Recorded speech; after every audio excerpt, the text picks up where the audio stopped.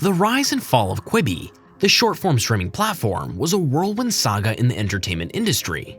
On April 6, 2020, Quibi was launched with much fanfare and backed by big names and big budgets. Quibi aimed to revolutionize how we consume content on our mobile devices. However, in less than a year, Quibi crashed and burned, leaving industry experts scratching their heads. What went wrong? Why did Quibi fail? Was it the pandemic, the lack of social sharing features, the reliance on big names, or something else altogether? In this video, we will explore the reasons behind Quibi's demise, dissecting the various factors that contributed to its rapid downfall. Quibi aimed to disrupt traditional content consumption by delivering short-form, high-quality videos for mobile viewing. It offered a curated selection of content, leveraging A-list celebrity talent and unique turnstile technology for seamless viewing. Quibi's goal was to capture mobile-savvy viewers with premium, bite-sized content. Competition and changing consumer behavior. Lack of customer demand was one of the main causes of Quibi's downfall. It was hard for Quibi to draw in paying customers because social media sites like YouTube, TikTok, and Instagram provided a ton of short-form material for free. Consumer attitudes and behavior were changing quickly, particularly during the pandemic. In contrast to the shorter, snackable content that Quibi supplied, viewers were increasingly favoring long-form content that delivered more immersive and engaging experiences. Streaming services like Netflix, Hulu, and Amazon Prime Video already dominated the competitive market when Quibi entered it because they offered full-length TV shows and movies that were perfect for binge-watching, bringing attention to the evolving nature of content consumption. Lack of brand identity and subscriber retention. The business concept of Quibi also turned out to be a problem. The platform featured two subscription tiers, a $4.99 per month ad-supported plan and a $7.99 per month ad-free plan. Quibi's absence of a strong brand identification was another factor in its collapse.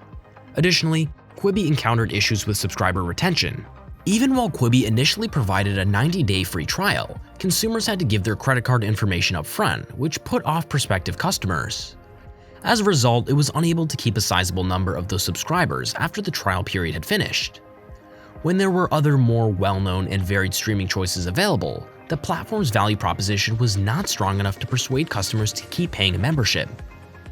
Quibi raised $1.75 billion in funding from notable investors including the Walt Disney Company, NBC Universal, Warner Media, Viacom CBS, Sony Pictures Entertainment, Sequoia Capital, Madrone Capital Partners, and Alibaba Group.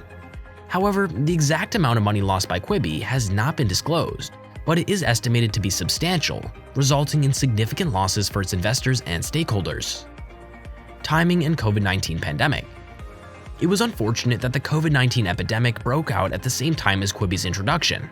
The demand for mobile on-the-go material that Quibi was supposed to provide substantially decreased when individuals all around the world were subject to lockdowns and orders to stay at home. People were confined to their homes and had access to a broad choice of alternative streaming options, rendering Quibi's original goal of catching viewers during their everyday commutes or other on-the-go occasions obsolete. Additionally, the epidemic had negative economic effects that affected many potential subscribers' finances and resulted in significant job losses.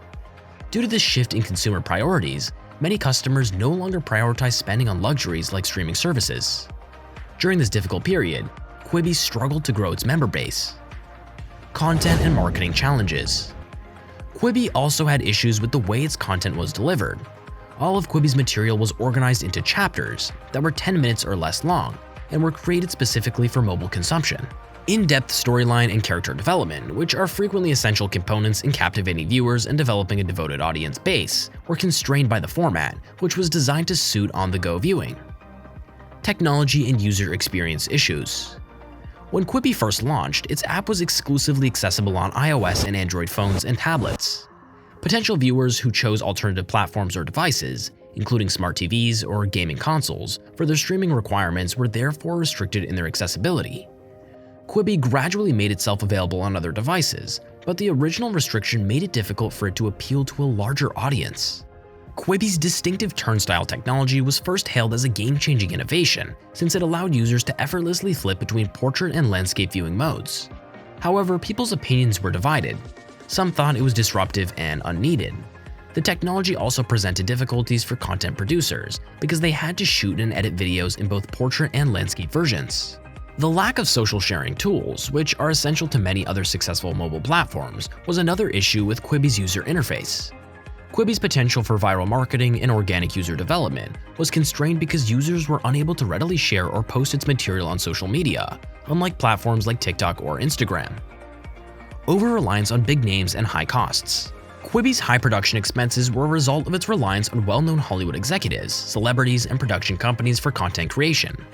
Although the presence of well-known figures attracted attention when the platform first launched, it did not ensure the success of the content or the site as a whole.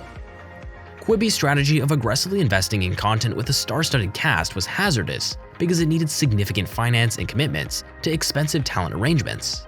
The company allegedly spent billions of dollars on content creation and marketing, which put great financial pressure on it to fast increase revenue and draw a sizable user base.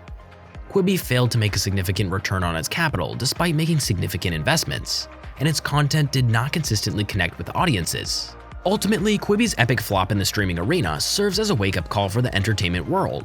From a star-studded launch to a sudden crash, the lessons learned are crystal clear.